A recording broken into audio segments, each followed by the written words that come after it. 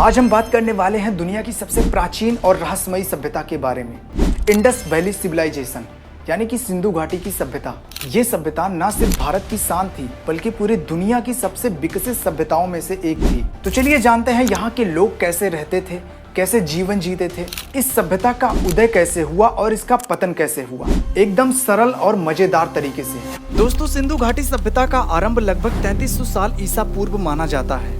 3300 साल ईसा पूर्व का मतलब है कि ईसा के जन्म से 3300 साल पहले, मतलब अगर हम यहाँ पर एक पॉइंट माने 0 तो यहाँ पर ईसा का जन्म हुआ था और आज चल रहा है 2025। अगर हम यहाँ से 0 से 2025 तक देखें तो यहाँ तक 2025 साल हो जाते हैं। अब इंडस वैली सिविलाइजेशन का आरंभ लगभग 3300 साल ईसा पूर्व है। इसका मतलब है कि ईसा के जन्म से 3300 साल पहले, यानी कि ईसा का जन्म यहाँ पर हुआ था और इसके 3300 साल पहले यहाँ पर। और अगर हम आज से यानी कि 2025 से देखें तो लगभग 5325 साल पहले सिंधु घाटी सभ्यता का आरंभ हुआ था। ये सभ्यता आज के पाकिस्तान, उत्तर पश्चिम भारत और अफगानिस्तान तक फैली हुई थी।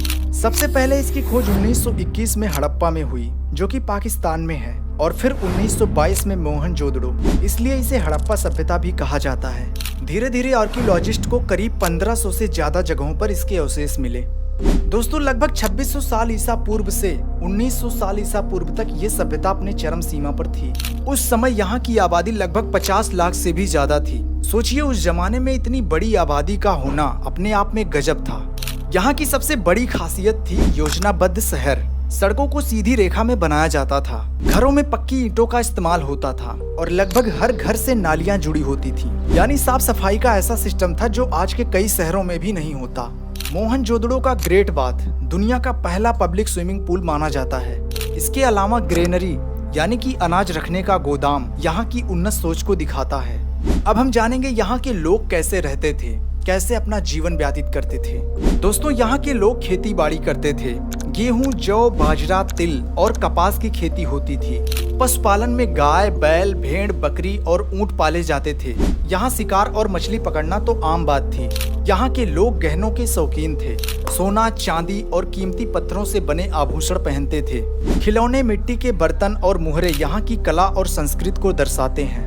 यहाँ की महिलाएं सजने संवरने में माहिर थीं। लोग कपास से कपड़े बनाते थे और हाँ, दुनिया में कपास की खेती सबसे पहले यहीं पर शुरू हुई थी। दोस्तों, अब हम जान लेते हैं सिंधु घाटी सभ्यता की कुछ खास बातें। Number 1, town planning. यहाँ की सड़कें सीधी और चौड़ी थी। यहाँ नालियों का शानदार सिस्टम था। नंबर 2, साफ सफाई।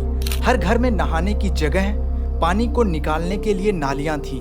नंबर 3, लेखन प्रणाली। यहाँ की स्क्रिप्ट यानी कि लिखावट अब तक कोई पढ़ नहीं सका है, जो इसे और भी रहस्यमयी बनाती है।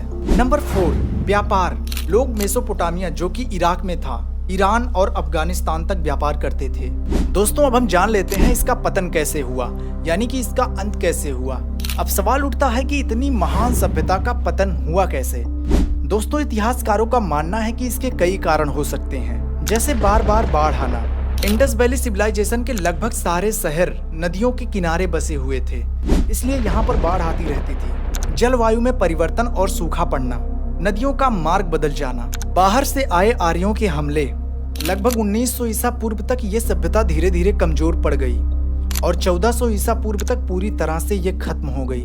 दोस्तों, सिंधु घाटी सभ्यता सिर्फ ईंटों पत्थरों का ढेर नहीं थी, बल्कि ये हमारे पूर्वजों की अद्भुत बुद्धिमत्ता और शानदार जीवन शैली का प्रमाण है।